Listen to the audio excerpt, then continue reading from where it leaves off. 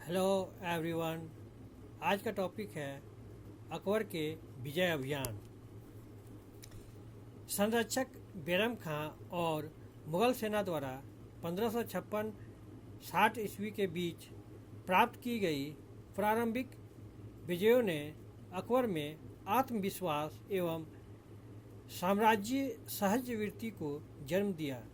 यह प्रारंभिक विजय अफगानों, अजमेर, ग्वालियर एवं जौनपुर के विरुद्ध मिली थी।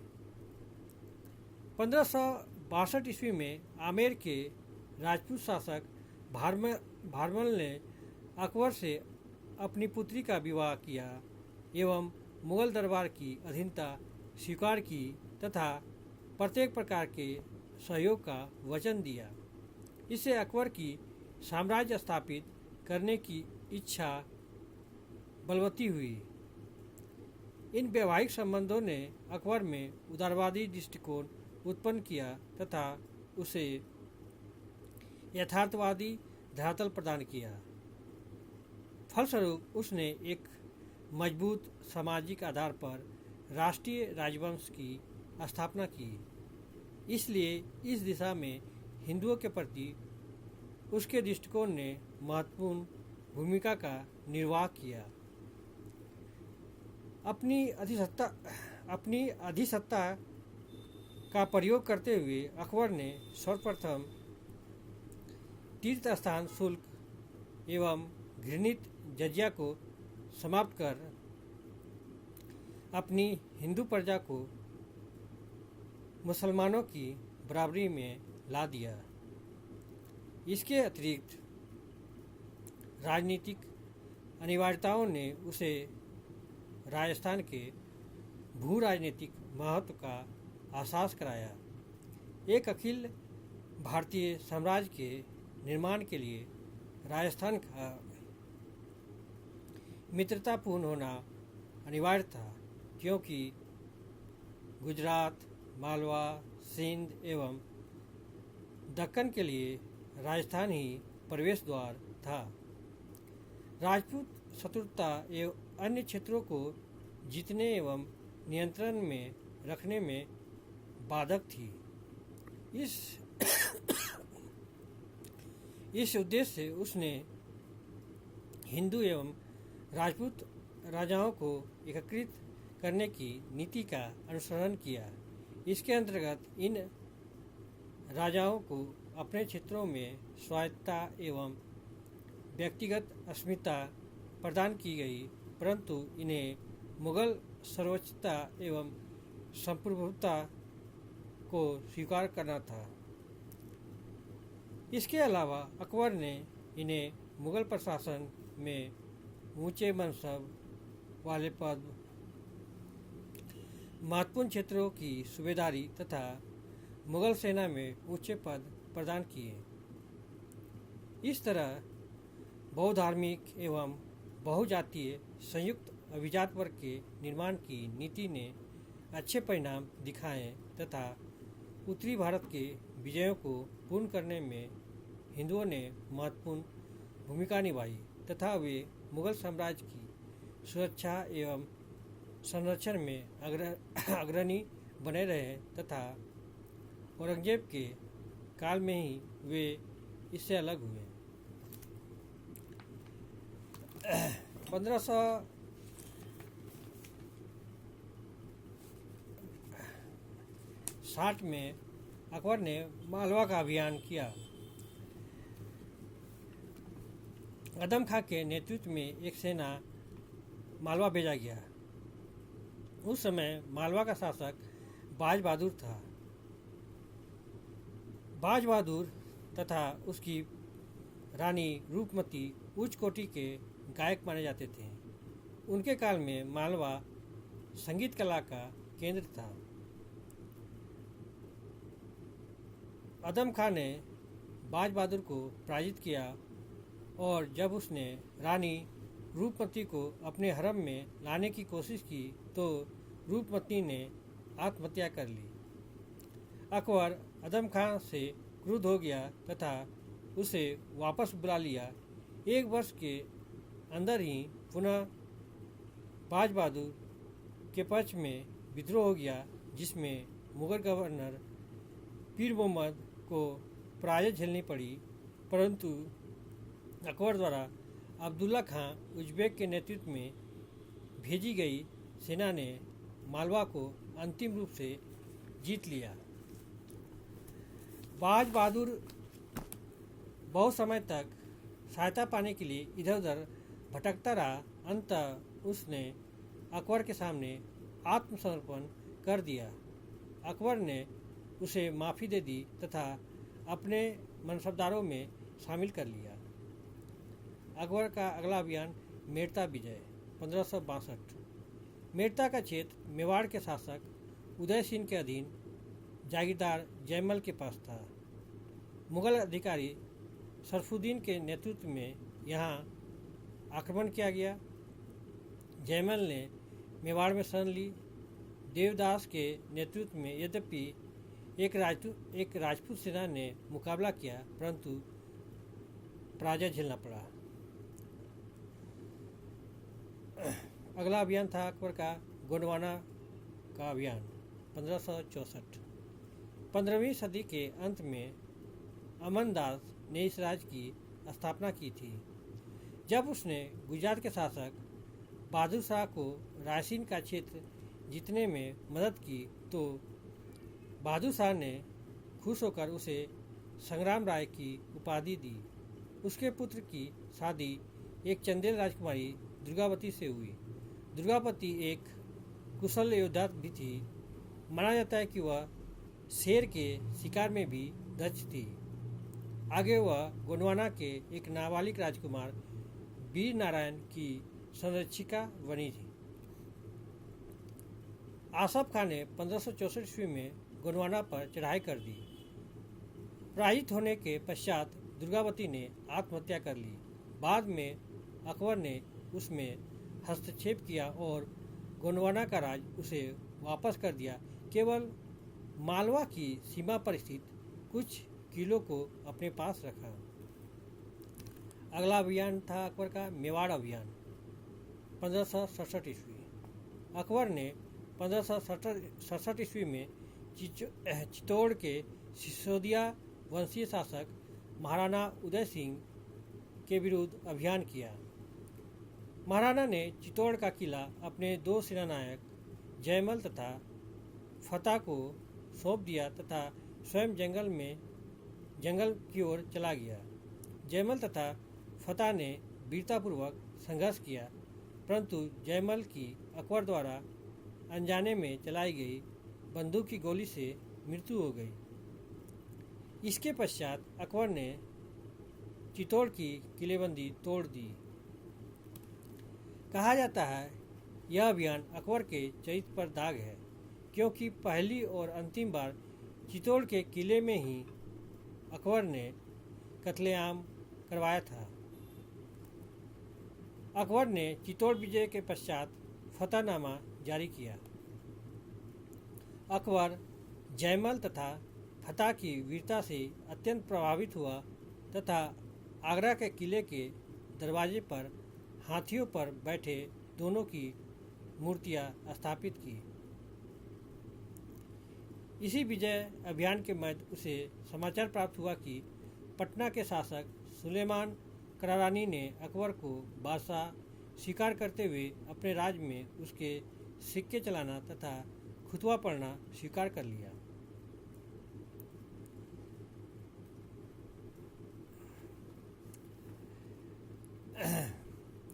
इसके उपरांत बीकानेर, जैसलमेर, जोधपुर ने भी अकबर के सामने आत्मसमर्पण कर दिया। अकबर का अगला अभियान था रणथंभौर 1569 ईस्वी। 1569 ईस्वी में रणथंभौर के शासक राय सुजन हाडा ने अकबर के सामने आत्मसमर्पण कर दिया तथा अपने दो पुत्रों दंड तथा भोज को अकबर की सेवा में भेजा। बदायूं ने लिखा है कि सुरजन राय हाड़ा का यह आत्मसमर्पण कुछ समय तक प्रतिरोध के पश्चात हुआ।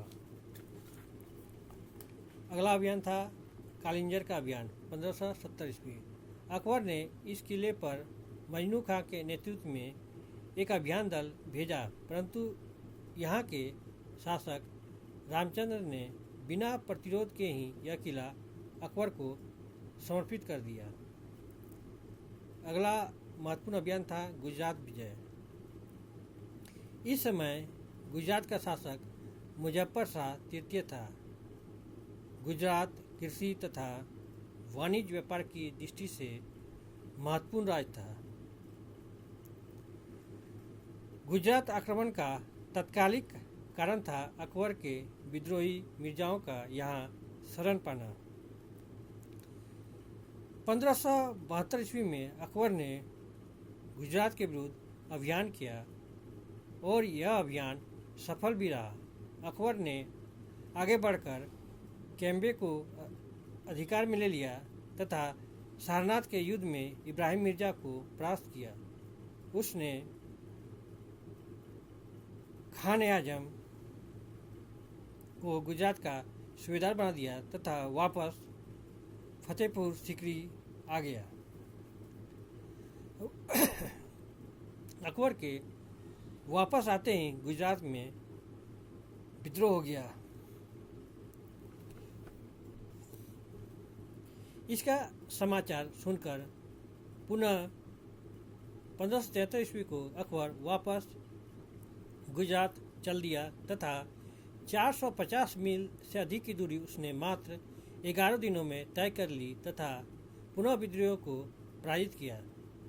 खान आजम, जिसे मिर्जा अजीत कोका भी कहा जाता है, को वहाँ का सूबेदार बनाए रखा गया। टोडरमल को गुजरात की लगान व्यवस्था का उत्तरदायित्व सौंपा गया।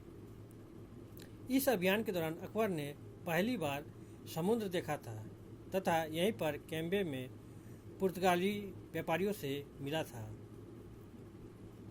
अकबर के गुजरात के द्वितीय अभियान को स्मिथ ने ऐतिहासिक द्रुतगामी आक्रमण कहा है। अगला अभियान था बिहार एवं बंगाल विजय।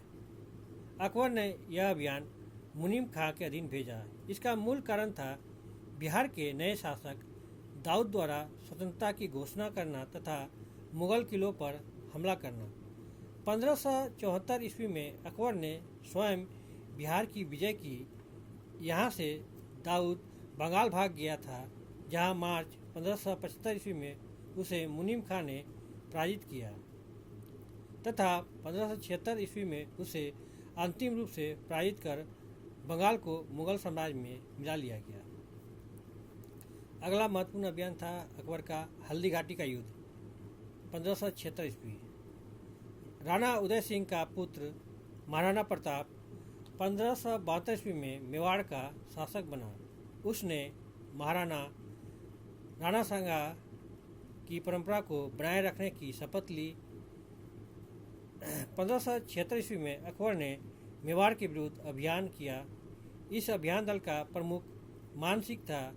उसकी सहायता के लिए आसफ खां भी था। इस समय महाराणा प्रताप की राजधानी कुंभलगढ़ थी। 1576 ईस्वी में गोकुंडा के निकट अरावली पहाड़ी की हल्दी घाटी में एक भयानक युद्ध हुआ। इसमें महाराणा प्रताप की पराजय हुई, परंतु बीदा झाला के प्रयास से वह युद्ध के मैदान से निकलने में कामयाब रहा तथा वह जंगल की तरफ पलायन कर गया।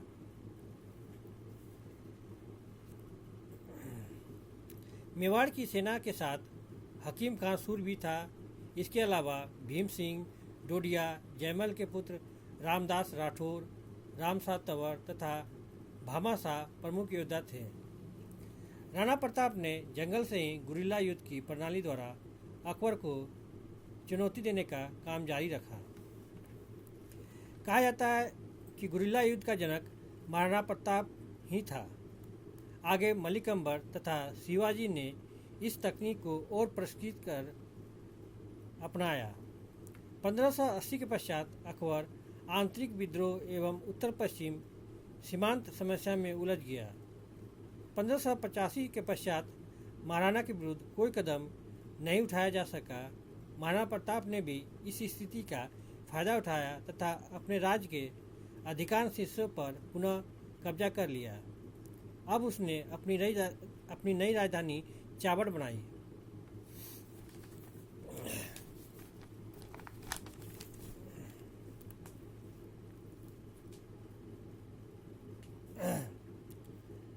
अब हम देखते हैं अकबर के समय में दो आंतरिक विद्रोह हुए थे, एक 1561 से 67 के बीच, दूसरा 1580 से 81 के बीच। प्रथम काल के विद्रोह में उज्बेकों तथा मिर्जाओं का विद्रोह प्रमुख है। पहले जौनपुर के गवर्नर जमान खां उज्बेक तथा मालवा के गवर्नर अब्दुल्ला खां उज्बेक ने विद्रोह किया। अकबर ने स्वयं इस विद्रोह को दबा दिया तथा मालवा का गवर्नर बहादुर खां को बनाया गया। इसी समय अकबर के मिर्जा संबंधियों ने भी विद्रोह कर दिया। काबुल के गवर्नर तथा अकबर का सौतेला भाई मिर्जा हकीम भी दिल्ली तथा आगरा पर आंख गड़ाए हुए था। अकबर ने साहस का परिचय देते हुए एक ही साथ पूर्वी तथा पश्चिमी मोर्चे पर दबाव बनाए रखा। अंत में मिर्जाओं के विद्रोह को दबा दिया गया तथा मिर्जा गुजरात की ओर पलायन कर गए। 1580-81 में अकबर के विरुद्ध बहुत उग्र आंतरिक विद्रोह हुआ। इस विद्रोह के दो मुख्य कारण थे। पहला, अफगान अमीर वर्ग में असंतोष था क्योंकि उन्हें सत्ता से विस्थापित कर दिया गया था। दूसरा, अकबर की जहांगीर संबंधी कड़ी नीति से कुछ मुगल अमीर भी असंतुष्ट थे। बंगाल के गवर्नर ने जागीर नीति को कड़ाई से लागू किया था। बंगाल से ही यह विद्रोह आरंभ हुआ और शीघ्र ही बिहार में भी फैल गया। इस विद्रोह में कुछ असंतुष्ट उलेमा भी शामिल हो गए। माना जाता है काजी मुल्ला यजदी ने अकबर के सौतेले भाई मिर्जा हकीम के नाम से फतवा जारी किया। मिर्जा हकीम अकबर के विरुद्ध असंतोष से लाभ उठाते हुए भारत की ओर बढ़ा, किंतु भगवान दास ने उसका मार्ग अवरुद्ध कर दिया। इस विद्रोह में मासूम खां, रोशन बेग, मिर्जा सरफुद्दीन तथा अरब बहादुर महत्वपूर्ण नेता थे। इसी विद्रोह के मध्य अकबर ने काबुल का अभियान भी किया। मिर्जा हकीम काबुल छोड़कर भाग गया, किंतु अकबर ने काबुल का प्रशासन मिर्जा हकीम की ही बहन जानी अख्तर को सुपुर्द कर दिया। यह अकबर की उदार नीति का परिचायक है। 1585 ईस्वी में जब अत्यधिक शराब पीने की वजह से मिर्जा हकीम की मृत्यु हो गई तो फिर अकबर ने काबुल को अपने नियंत्रण में ले लिया। अगला महत्वपूर्ण अभियान था अकबर का कश्मीर अभियान 1586 ईस्वी। उज्बेक शासक अब्दुल्ला खां उज्बेक ने बुखारा तथा समरकंद के प्रदेश को जीत लिया। इससे उसके साम्राज्य का विस्तार दक्षिण पश्चिम में हो गया। इससे काबुल असुरक्षित हो गया। ऐसी स्थिति में अकबर को चिंता होना स्वाभाविक ही था। दूसरी तरफ अब्दुल्ला खां उज्बेक सीमावर्ती अफगान कबीले को भटका रहा था। अकबर के कश्मीर अभियान को इसी परिप्रेक्ष्य में समझा जा सकता है। इस तरह अकबर उत्तर पश्चिम की सुरक्षा को ध्यान में रखकर कश्मीर पर कब्जा करना चाहता था। 1586 में अकबर ने कश्मीर का अभियान किया। कश्मीर का शासक यूसुफ शाह पराजित हुआ तथा कश्मीर पर अकबर का अधिकार हो गया। अगला अभियान था सिंध का अभियान 1590 ईस्वी। अकबर ने अब्दुल रहीम खान खाना को मुल्तान का सूबेदार बनाकर भेजा तथा उसे ही सिंध की विजय का उत्तरदायित्व भी सौंपा गया। मानसिंह ने 1590 ईस्वी में सिंध को जीत लिया। अगला अभियान था उड़ीसा विजय 1592 ईस्वी। 1590 में बंगाल के गवर्नर मानसिंह ने उड़ीसा पर हमला कर वहां के शासक निसार खां को पराजित किया, परंतु वहां का शासक बना रहने दिया। 1592 में निसार खां के विद्रोह के पश्चात उड़ीसा का विलय मुगल साम्राज्य में कर दिया गया।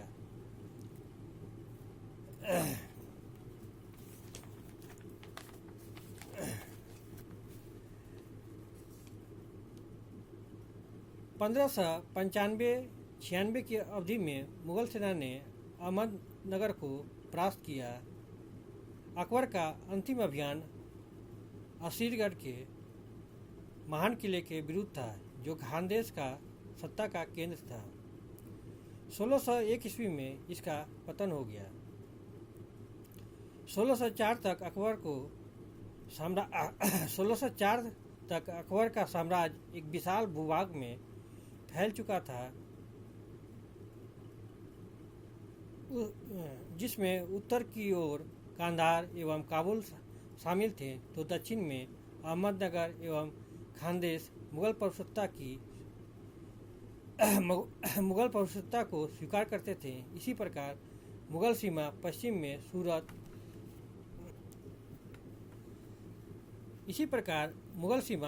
में सूरत और पूर्व में कुछ बिहार तक विस्तृत थी। यह एक उल्लेखनीय सफलता थी, क्योंकि 1556 में अकबर के सिंहारोहण के समय दिल्ली एवं आगरा जैसे नगरों पर भी मुगल नियंत्रण अनिश्चित था। अकबर की राजनीतिक कुशलता एवं उच्च महत्वाकांक्षा ने अच्छे परिणाम दिखाए। फलतः वह समकालीन विश्व में बृहत्तम क्षेत्रों पर शासन करने वाला शासक बना।